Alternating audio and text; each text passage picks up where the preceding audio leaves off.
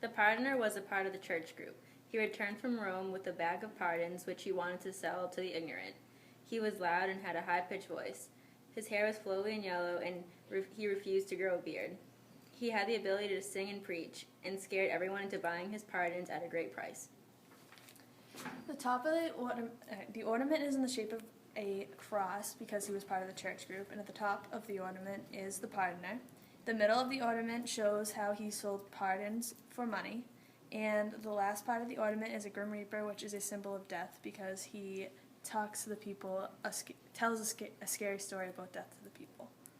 In the story that the pardoner tells, he first denounces eating and drinking to excess, and then goes to talk about how people can't escape death through a story about 3 rioters whose friend was killed by a sneaky thief known as Death. Rioters were trying to find Death, but they found gold instead under a tree and decided to keep it.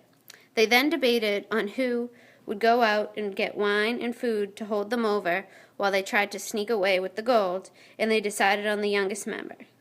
After he left, the 2 other members decided they were going to kill him to keep the gold for themselves. But while the youngest member was away, he decided he was going to poison the wine he brought back so he could kill the other 2 members and he could keep the money. After that, the 2 other members killed the youngest one, but still drank the wine. So then, at the end, all 3 of them died, and it showed how you could not escape death even though you tried to. The pardoner then, after that, after he told the story, he tried to exploit their fears by trying to sell them pardons for money.